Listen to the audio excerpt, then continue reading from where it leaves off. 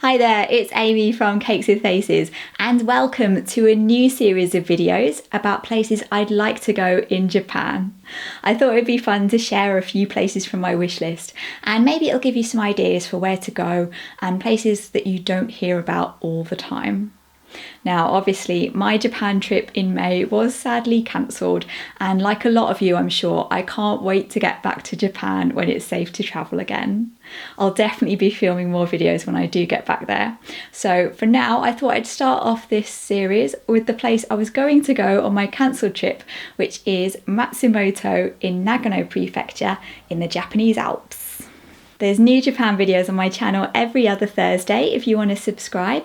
And if you're planning a trip or even planning a trip one day but you're not sure when, my Japan travel guidebook is out now on general release. You can get it from cakeswithfaces.co.uk and everything on there is my design.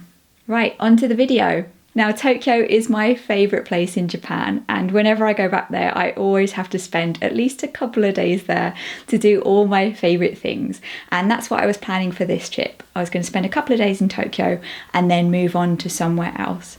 And as much as I do love Tokyo, I always find the highlight of my trip is the new places. I really want to encourage you to explore Japan beyond the popular places. So many people go to Tokyo, Kyoto and Osaka, and while they are great places, everyone goes there so they get really crowded with tourists. And there's so many other amazing places all around Japan that we just don't hear about. Like this, Fujiwara Waterfall in Gunma Prefecture. It's sort of northwest of Tokyo.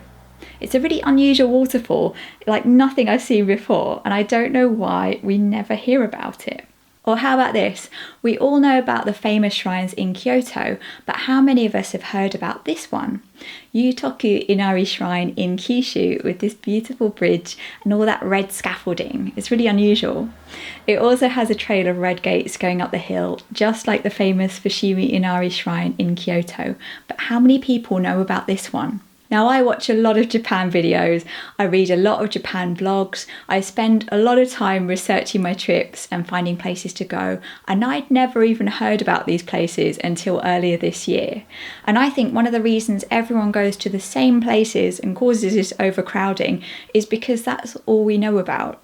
So I hope this series will give you some ideas for different places to go around Japan, and if you've been to any of them, tell me in the comments if you have any recommendations or what they were like.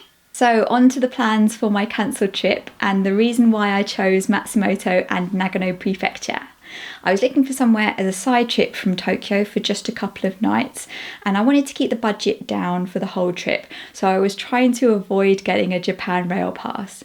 Now, the JR Pass is excellent value if you're going to make use of it, but at just over £200 each, it does add quite a lot to your budget, and I was trying to avoid that.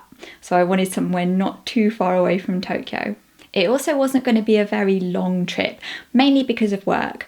At that time, Phil had a lot of deadlines for the game he was working on, which has actually just been released this weekend. It's called Paradise Killer and it's on Steam and Switch if you want to check it out.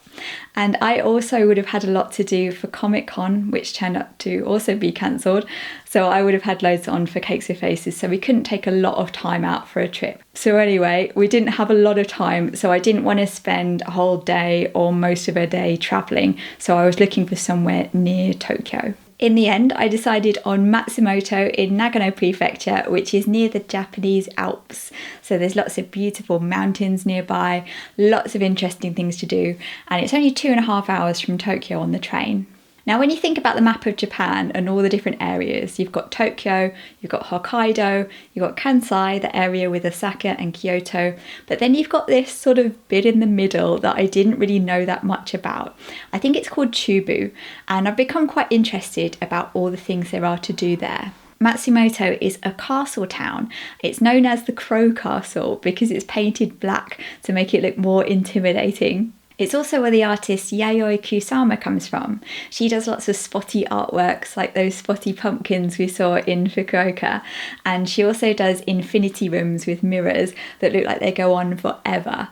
And she's from Matsumoto, so the art gallery there has lots of her works. She's also got a museum in Tokyo which is always fully booked. One of the places I was most excited about going to was a wasabi farm, which is only half an hour away from Matsumoto on the local train. It's called Daio Wasabi Farm. You can see where they grow the wasabi and you can go on a boat trip. It looks really peaceful and relaxing. And I'm guessing they have lots of wasabi flavoured treats. Fresh wasabi is so good. While we were there, the plan was to hire bikes and cycle through an area called Azumino, which has beautiful scenery with all the mountains in the background. You can cycle through rice fields and just experience the Japanese countryside, which is something I've not really done that much of. I found a really good website with recommended cycling routes, so you can go past some old streets and temples, go through the rice fields and see some beautiful views. It's called azuminoetabi.net. I was also excited about going on a day trip to Kamikochi, which is a bit further into the mountains. There's hiking trails through the forest with streams and lakes and all those mountains in the background.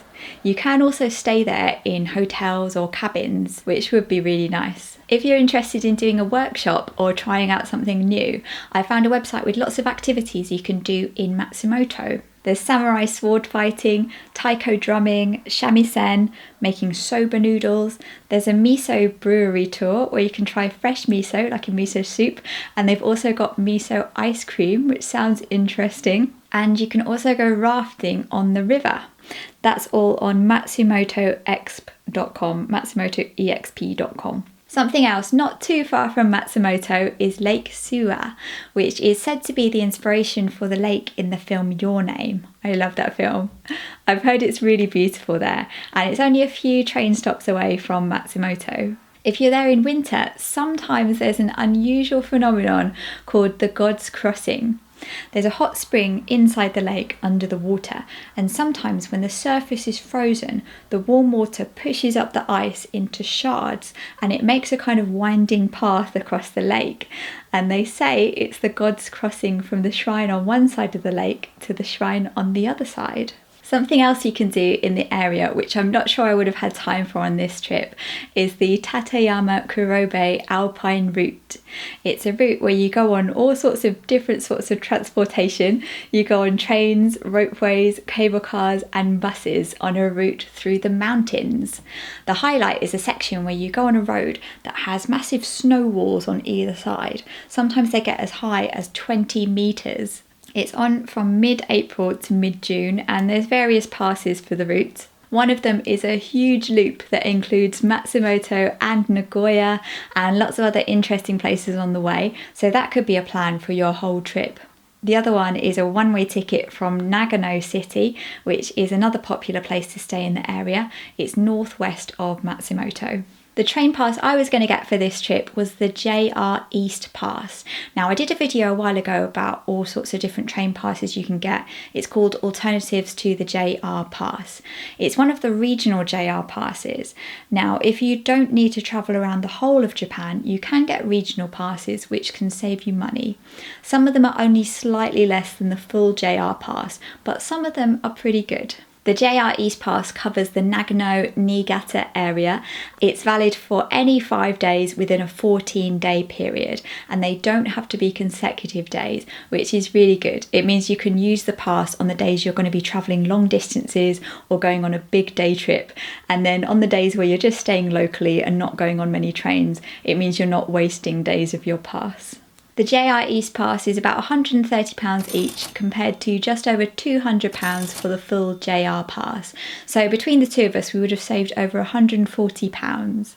I was going to use the pass for a couple of days in Matsumoto and then use it for some day trips when we were back in Tokyo. It's valid for the bullet train, so you can go quite far. You can go to Nikko, Kuruizawa, where there's this beautiful waterfall.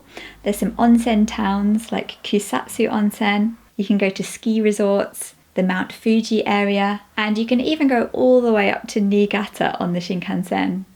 I hope you enjoyed this video. I'm thinking when I do reschedule my trip, I might be able to go for a bit longer, so I don't know, I might change my plans or go somewhere a bit further away, but I still hope I get to go to all these places one day. There'll be more coming up from this series with more places I'd like to go in Japan. I hope it gives you some ideas for places to go and maybe introduces a few areas you might not have thought of. I keep an ongoing list on Pinterest. Whenever I see somewhere that looks interesting, I pin it on my board, which is called Japlanning. I'm Cakes with Faces on Pinterest, the same as on Twitter and Instagram. And I'll be back not next week, but the week after. I'll see you then. Bye bye.